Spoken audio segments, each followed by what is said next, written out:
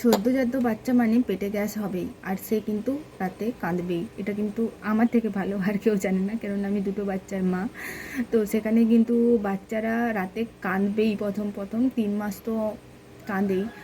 যখনই তুমি রাতে, বেশিরভাগ কাঁদে রাতে, ওরা জেগে থাকে আর রাতে কিন্তু কাঁদবেই। এই কলিক বা পেটে গ্যাস হলে এটা কাঁদে। তো তোমাদেরকে আজকে বলবো যে এই গ্যাসটা কীভাবে রিমুভ করবে। তো প্রথমেই আসি, তুমি যখন তাকে মাম খাওয়াবে মানে বুকের দুধ খাওয়াবে, তখন কিন্তু সঠিকভাবে নিয়ে তোমাকে খাওয়াতে হবে। চলো, তোমাদেরকে নিশ্চয়ই তোমাদের ডাক্তাররা বলে দিয়েছে যে তুমি কেমনভাবে খাওয়াবে।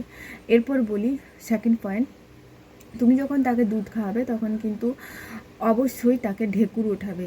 এভাবে এভাবে এখানে নিয়ে তাকে ঢেকুর, এরকম করে চাপিয়ে চাপিয়ে তাকে ঢেকুর ওঠাবে। এবার বলি যে পেটে গ্যাস বার করবার জন্য তার পাগুলোকে সাইকেলিংয়ের মতো চালাবে। মানে তুমি তাকে শোয়ালে, তারপরে এরকমভাবে সাইকেলের মতো তার পাগুলোকে করবে, দেখবে বায়ু কিন্তু মানে গ্যাসটা কিন্তু বেরিয়ে যায়।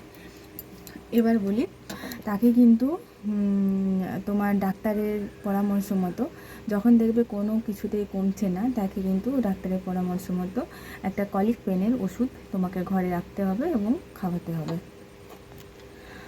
এবার বলি, ওষুধ খাওয়ানোর আগে তোমরা যেটা আরেকবার ট্রাই করবে, তোমার পেটটা ম্যাসেজ করবে। অনেক সময় কি হয়, পেট ম্যাসেজ করলে বাচ্চার বায়ু পাস হয়ে যায়। এবার আসি যে